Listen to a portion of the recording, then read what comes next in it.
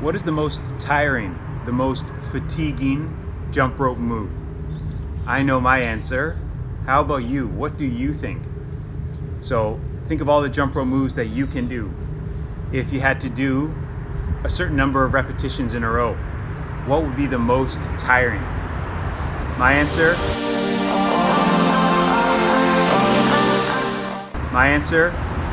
Squat jumps. By far, I find squat jumps are the most fatiguing. They can cause intense fatigue on your thigh muscles, for example. Lactic acid can really start to build up.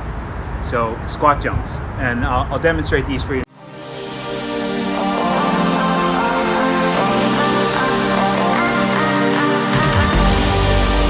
Here, I know a lot of people have asked about squat jumps before, and I recently posted a video connected with Mike Tyson, and I shared some tips with you to learn squat jumps.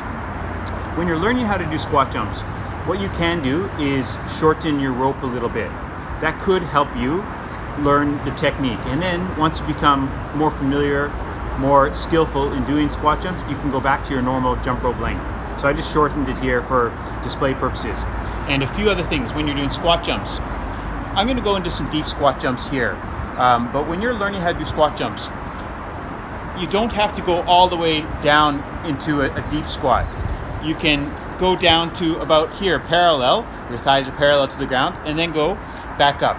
So the deeper you go, you're going to put a little bit more strain, a little bit more tension on your thighs and your knees. And for your knees, that might not necessarily be a good thing.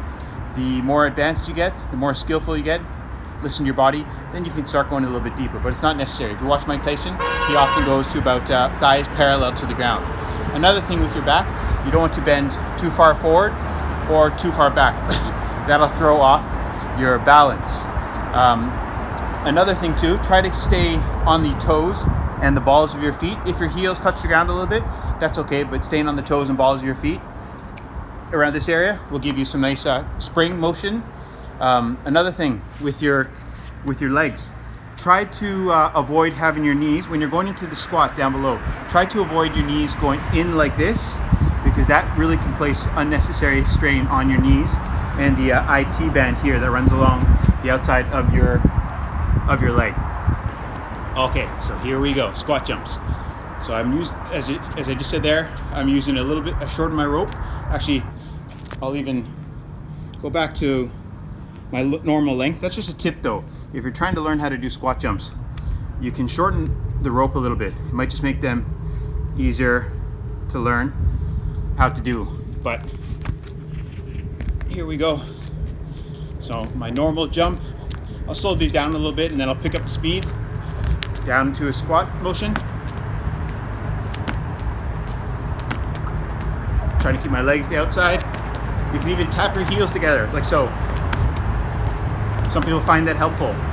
Not necessary, but you can do it.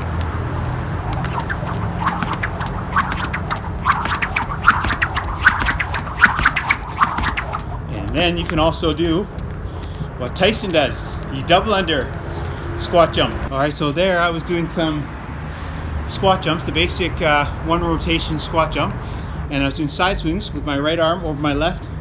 You can also do the opposite with your left arm over your right. You could even do them in an alternate fashion. Here I'll step up the skill level a little bit and the intensity. I'll do some double under squat jumps like you would see Mike Tyson and Duran do, for example. So the rope will make 2 rotations under my feet with these squat jumps, and I will do I did the right over left arm last time. This time I'm going to do my left arm over my right. So regular boxer skip here. I'll do a double under, and then I'll go into some double under squat jumps. These are extremely cardiovascular demanding.